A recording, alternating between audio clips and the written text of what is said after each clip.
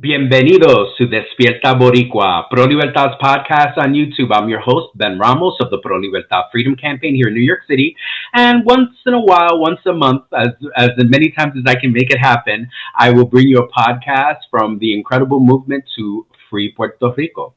On today's podcast, we're going to talk about a couple of different topics: militarization in Puerto Rico, the rise of conservatism, and a couple of other things that are taking place, environmental factors, and a lot of other things.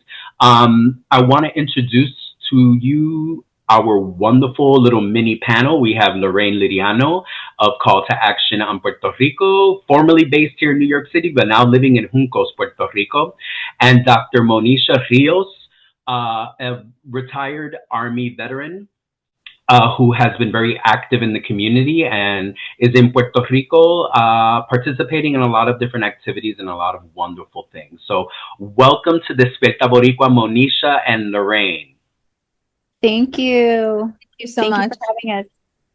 All right, so ladies, one of our main topics is the militarization that's taking place in Puerto Rico. Right now, for those of you who may not know, Jennifer Gonzalez, Trump's puppet governor in Puerto Rico, has really been championing this whole militarization of Puerto Rico right now. There are army bases that are being threatened to be opening and, just undoing a lot of work that has taken place in Puerto Rico since the victory in Vieques.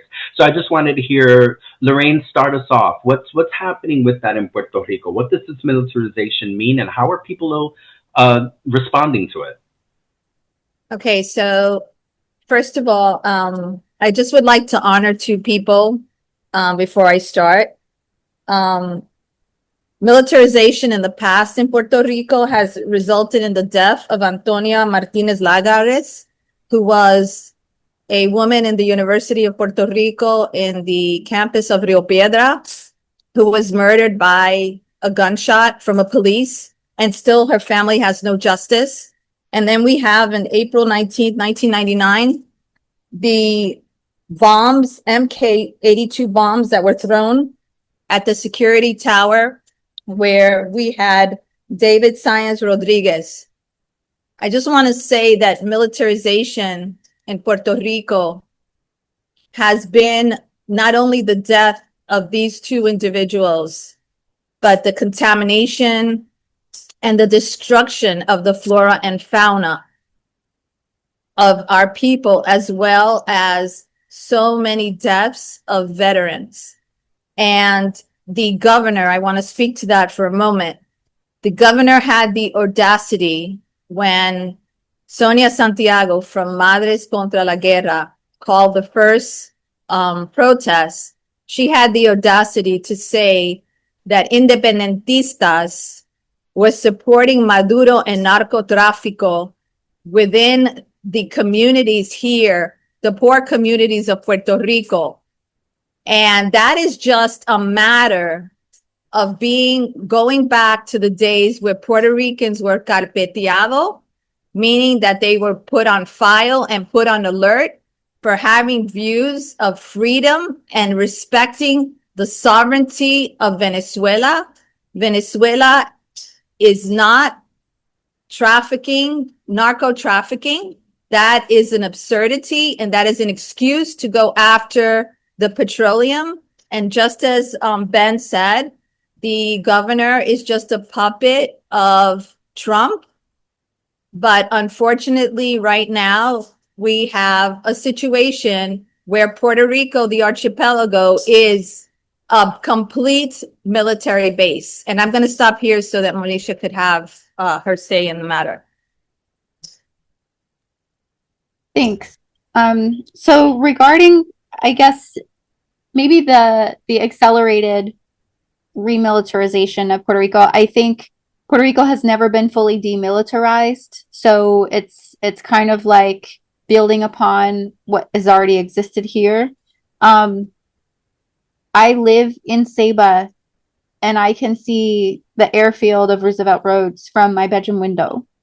And as a veteran, when I first heard about the deployment of the warships, and then I started witnessing the Osprey aircraft flying in and landing at Roosevelt Roads while all of this denialist propaganda around the interventionist intentions of the United States for deploying and escalating the militarization of Puerto Rico the way it's been doing, under the whole false flag of the war on drugs, etc. Right away, that signaled to me the potential of reopening of Roosevelt roads, possibly. There have been in the past, there were Ukrainian pilots that were here co-training with the Puerto Rican National Guard. There have been whispers about possibly reopening Roosevelt roads for a while. And now a lot of the articles that you see coming out in like different military types of publications, different sources that are out there on the internet buzzing around this news. I do believe that that is a possibility, given that we have a MAGA governor in charge of Puerto Rico. Speaking of the conservatism, I think if Puerto Rico were to unfortunately become the 51st state, it would be a red state. You can see all throughout Puerto Rican social media, especially from people here in the archipelago, a tremendous amount of conservatism and like some of the narrative that Lorraine mentioned by accusing independentistas of, supporting a dictator, et cetera, and supporting narcotrafficism, maybe. It's so strong and loud here. And you have so many people here in Puerto Rico visibly supporting this militarism and applauding it and celebrating it. And it's honestly, that frightens me so much. And it's disgusting to see. Why are they, after so many years? I mean, Lorraine, you gave us a really great foundation. David Sanes Rodriguez, when his murder happened, there was such a movement against a movement for closing military bases, of looking at the militarization of Puerto Rico as this negative thing.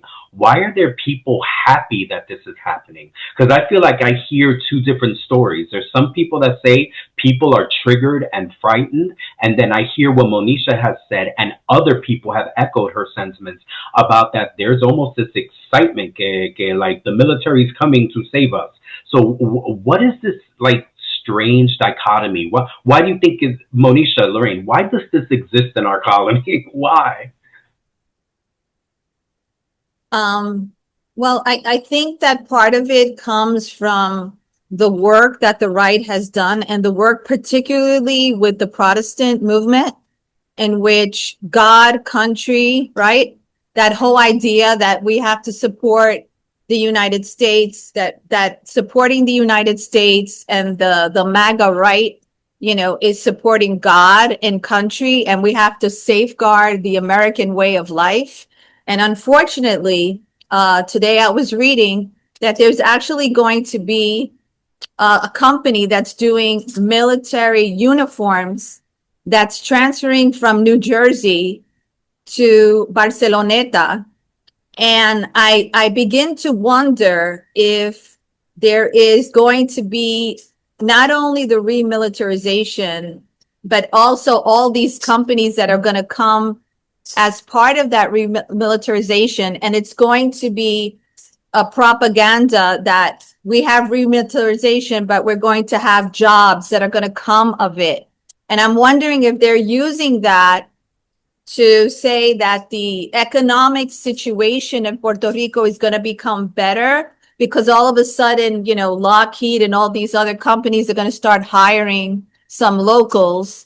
And, we're going to have this company coming from New Jersey that is going to be making uniforms, and 400 more jobs are going to be available for our people. And people are somehow equating militarization with economic boom, which we know is a complete falsehood.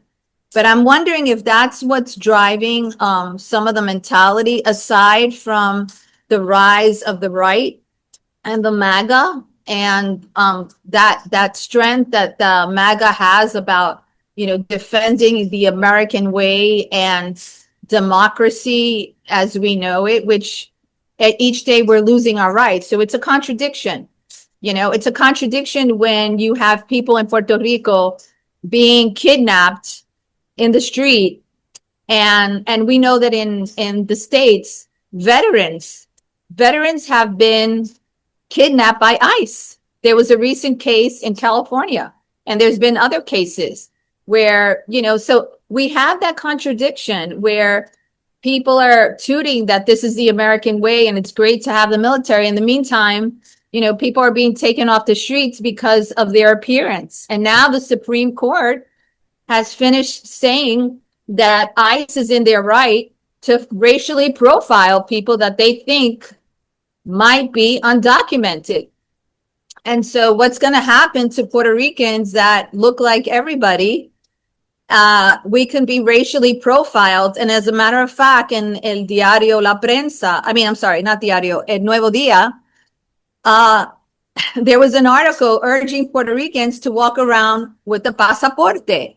Now, Puerto Ricans used to walk around with el libreto de jornada. That was in 1891 under the Spanish, where you had to walk around when you were working in the sugar canes and the cafetales. You had to walk around with a passport that said what cafetal or what cañaveral you used to work in. That was 1891. So we're back to 1891, where we have to walk around with passports. And the Nuevo Dias is urging us to walk around with passports because we might be sequestered in the streets and trafficked like human cattle. So, I'm appalled. I'm absolutely appalled. And I really feel that people do not understand the ramifications of militarization and the fact that the Supreme Court is, siding with the erosion of human rights, the Constitution, the First Amendment. It's very concerning, the rise of fascism, in Puerto Rico and in the United States. What do you think, Monisha? I love Lorraine brought it back to the economic situation in such a great way. It makes sense. If people think the military is coming and Puerto Rico's economy is in tatters, it's such a powerful idea. Vienen los militares to save us. Monisha, what do you think? What's going on with our people? Why do we have this dichotomy? Well, I think we can learn a lot too from going back into the historical context of the geopolitics in our region to understand why these tendencies have been in our people, particularly when it comes to other Latin American nations that the U.S. wants to intervene in. Puerto Rico is a very convenient tool and weapon for that cause. There was a time, I don't know if this statistic still applies, but there was a time when Puerto Ricans were the highest number of Spanish speakers in the U.S. military. So when you look at recruitment propaganda through the years, when you look at war narratives through the years and really dissect them when it comes to U.S. interventionism in Latin America, you see the role Puerto Ricans have always played in acting out U.S. policy toward Latin America. So the narratives that have been embedded in our culture for decades or ever since the U.S. invaded, let's say, because it was a military dictatorship at first, and the U.S. military has always been here. And so we are generations after that invasion. And so we are generations birthed into and grown into that narrative and set of beliefs. A lot of us thankfully see the light, and we have clarity on what that narrative is actually about, and we deviate from that. But go back to the Monroe Doctrine, go back to the Roosevelt corollary of the Monroe Doctrine, go back to Plan Colombia. When we look at how the specific narrative against the left or any type of even left centrist types of governments in Latin America that have evolved and emerged through popular power, and then you look at the policies those governments produce regarding their natural resources that the U.S. always wants to control. Lorraine mentioned petroleum. There's also lithium, looking at the case of Bolivia and the coup there. And I don't know if you can hear now, there's either an Osprey or an F-35 coming in or leaving. It might get really loud, but so I think going back and looking at all of that historical context is really important for understanding why our people are in the current state of mind that they're in. And when you ask the question of, or when you raise the thought of how we have one sector of Puerto Ricans that are like bloodthirsty for this, and then we have the other sector of Puerto Ricans that are terrified, and I'm part of that sector. It also makes sense that that would be the case. And we're not a monolith, right? And so we're going to have people like I'm Viequense. My father's from Vieques. The reason I was not born in Puerto Rico was because of the military practices there. My father fled and never wanted to look back. And so I lived in Vieques in the aftermath of that. And now I live here on the Big Island doing different projects to try and help Viequenses have greater access to healthcare. But we're terrified. I live near the base, so, and also having the background that I have as a veteran, understanding not only what these aircraft and these warships are meant to do, what their entire purpose and existence is, and that what international law says about what actions are being carried out currently in the Caribbean, in terms of the extrajudicial killings and assassinations of people on boats. And then also knowing the pollution, also knowing the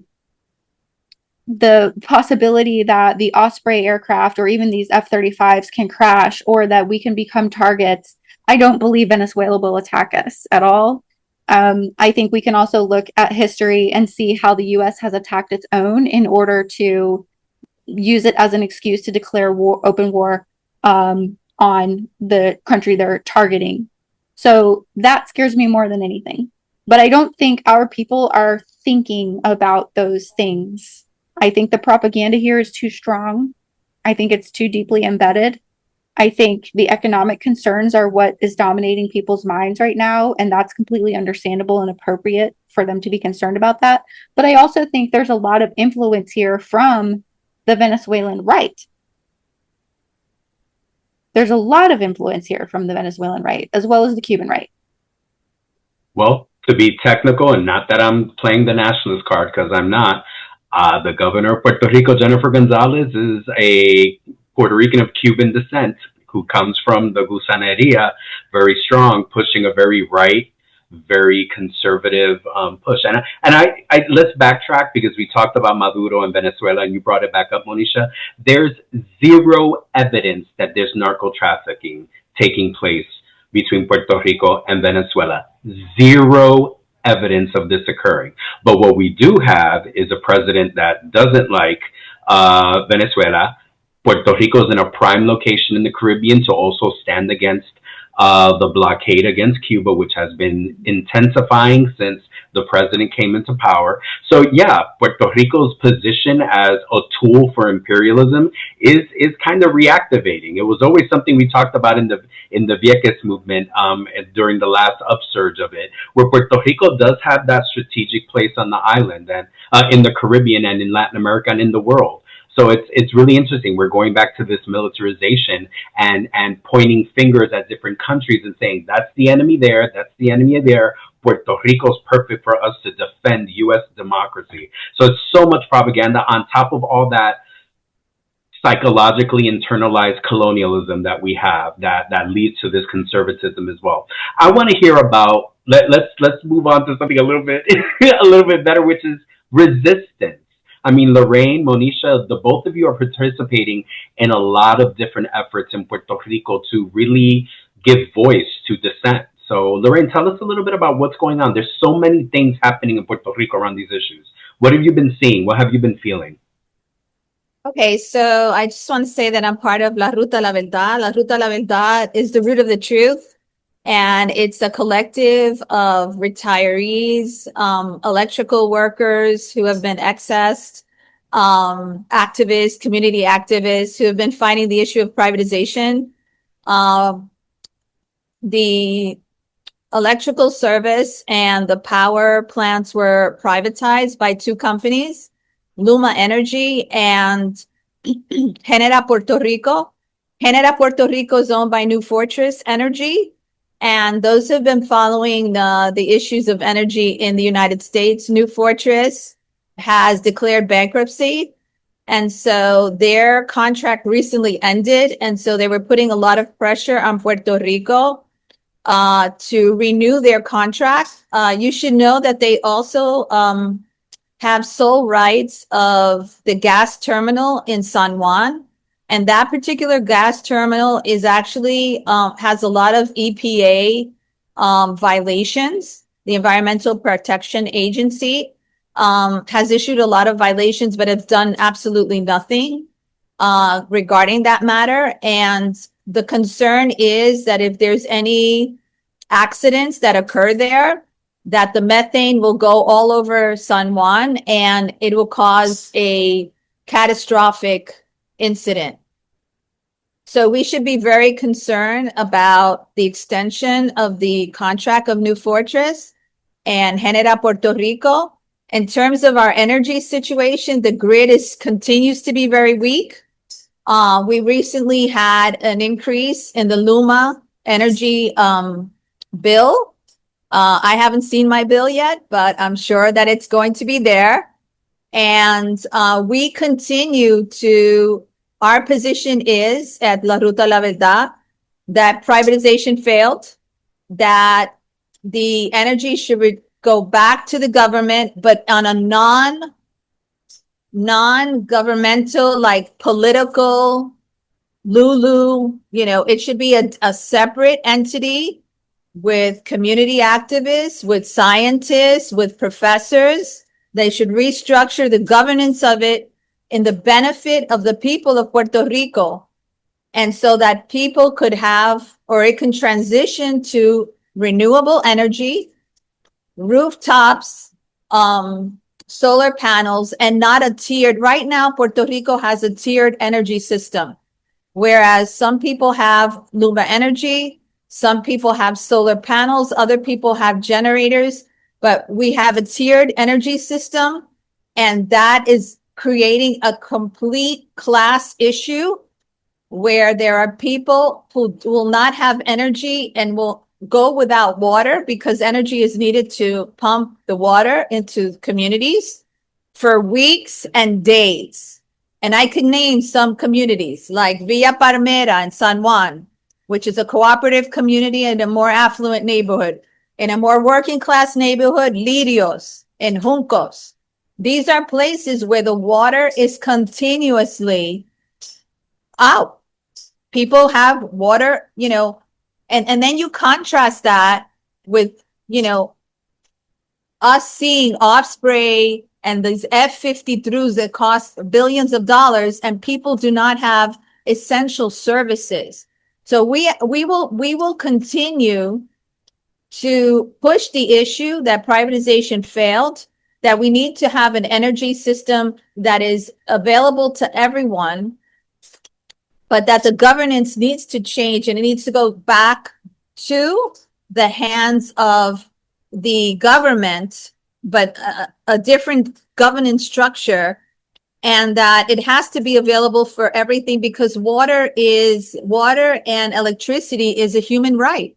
People cannot exist without water and electricity. And the people that are most hurt by this are the working class communities where, they possibly made their shopping with their food stamps and the light went out for 3 or 4 hours and all of their food was ruined. On top of that, because there's problems with the voltage that goes on and off, you have refrigerators, microwaves, medical apparatus that is literally damaged. And Luma has not taken responsibility for that. There's a court case right now against Luma concerning what they call los encierres, which is all the electrical appliances and medical appliances that people have lost, including small business owners who have had millions of dollars, So the ramifications of this are very serious, and energy issue is a top priority for all Puerto Ricans on the archipelago. Monisha, what is the response of our people? What have you been seeing in the streets? And Lorraine is talking a lot about, there's been a lot of resistance around that. People have been really going out there and marching against the crisis. I mean, Puerto Rico's in crisis in so many levels, but what have you been seeing? What have you been feeling, Monisha? So with Madres contra la Guerra, there have been protests in front of multiple bases since this escalation of militarism. There's another one coming up in front of the gate of Roosevelt Roads on this coming Sunday. To be honest with you, I wish there were more people. I think there will be more people, especially now that the F-35s are here. And these things are noise polluters beyond. So the sound of the F-35 on takeoff is around 115 decibels. The sound that they make when they're flying overhead is also very loud. And as of today, I've been seeing videos from people in Vieques capturing the sound of the F-35s as they fly over. So I think, why are they flying over Vieques anyway? Is a question people should be asking. But I think and I hope that I think we're going to see an increase in U.S. military presence beyond even this.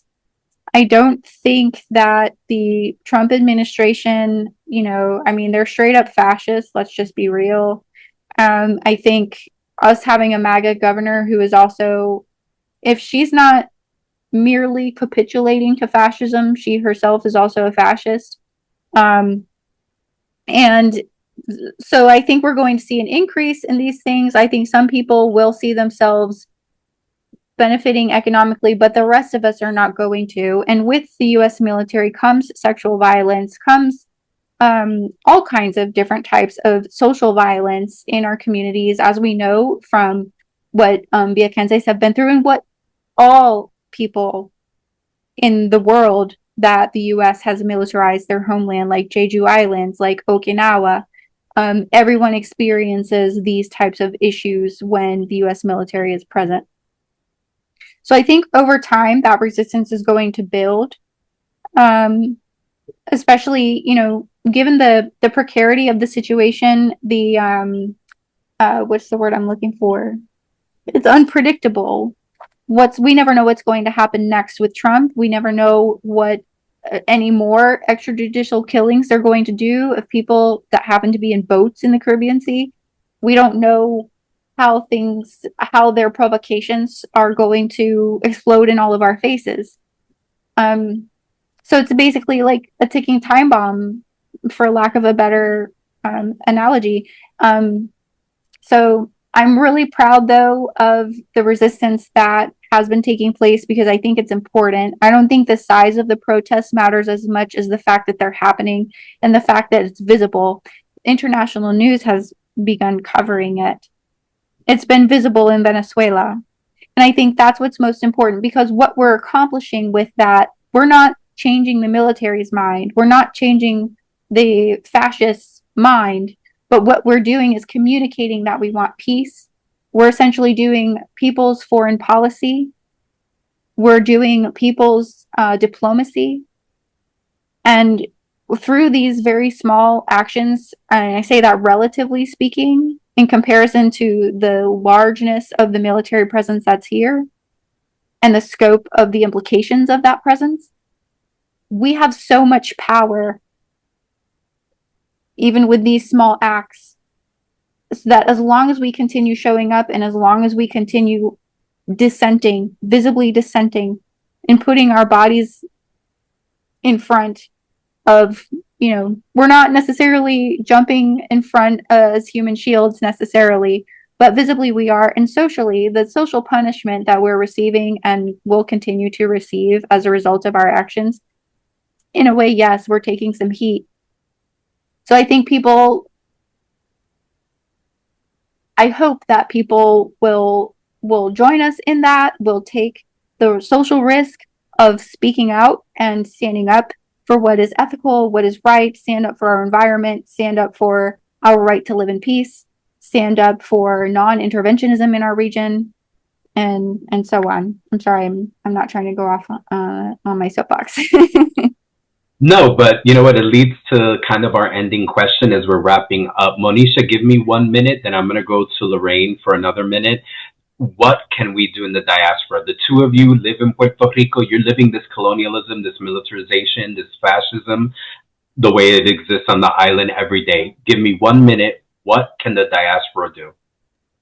Number one, seek out a group called About Face Veterans Against the War. They're doing a lot of counter recruitment. I'm also involved in counter recruitment here.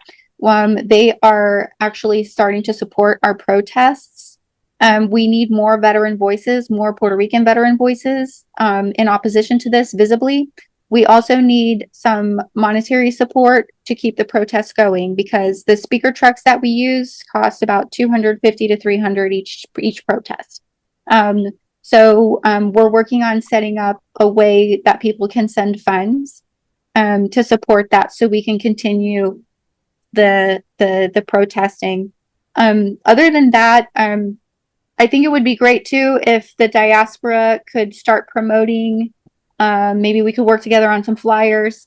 The GI Rights Hotline, and what that is for active duty service members who are questioning their role, who are contemplating conscientious objection, who don't agree with the orders they're being given. This is a support network that helps them say no, helps them leave the military, helps provide some legal protections for them, teaches them how to apply for conscientious objector status and all types of other options that they have.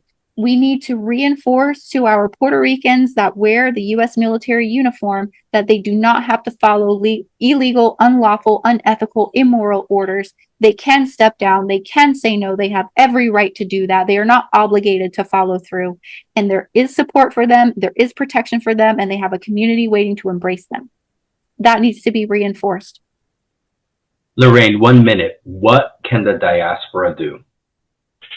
I think what the diaspora should be doing is they should be going to service stations. I feel there should be a national day of outrage and join in with our allies. And we should be in, military installations, either bases or recruiting stations. And we should highlight what militarization has meant, U.S. militarization has meant, and have narratives about that. We should also be doing teach-ins about what it has been for Puerto Rico to be militarized, and using the case study of Vieques. I think the case study of Vieques is a very important case study. I think there needs to be teach-ins concerning this issue. I agree with Monisha in that we need to direct, those folks that are soldiers and veterans to conscientious objection. And we also need to continue to bring these issues online and use our social media power to say there's a lot of presence of social media in favor of militarism. We need to say that we are against militarism, that we stand with the people of Venezuela and their sovereignty. And we refuse to accept this narrative that is an interventionist narrative. It's a narrative that destroys, right, our Caribbean region. And it's only for the purpose of petroleum, no blood for oil, just like in Iraq. I think that we need to keep that voice out loud, and we need to unify around this issue, because war is going to affect all of us. And so we really need to pull in our allies, and we really need to stand with Venezuela, and we need to stand with Puerto Rico, and we need to make our voices known. So, Pro Libertad supporters, allies, all of you listening, there's a lot of work we have to do, and there's organizations in the diaspora like Pro Libertad, Call to Action on Puerto Rico, and several others that are listening to these calls of actions. And we're going to make a lot of this work happen.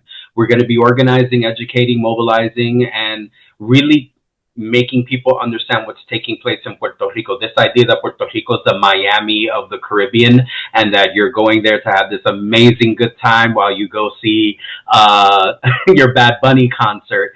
Um, there's a lot going on behind all of that, and the work is laid out for us. So on behalf of Pro Libertad, I want to thank Lorraine and Dr. Monisha Rios for joining us today.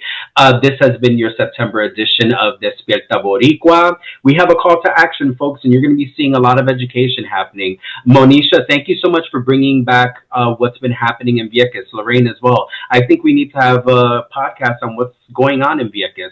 What's Vieques going through right now with this remilitarization and with of course, all of the gentrification and all of the stuff that's taking place there. So thank you for inspiring more content that we need to know about and placing it in the context of what's happening on the island. So folks, if you like this podcast, I'm going to do the YouTube commercial right now. If you like the podcast, please subscribe, share the podcast, subscribe, click the notification bell so you know when we post. I am the most inconsistent podcaster. I will give myself papaos for that. I'm supposed to bring you something once a month, and last time I think I was on was in June. We're gonna see if this fall, if September through December, I can crank them out. I'm making a public promise that we're gonna follow up with this Vieques thing. I think it's really powerful for us to have a Vieques update. So thank you to the ladies, and que viva Puerto Rico libre. Thank you. Que viva Puerto Rico libre.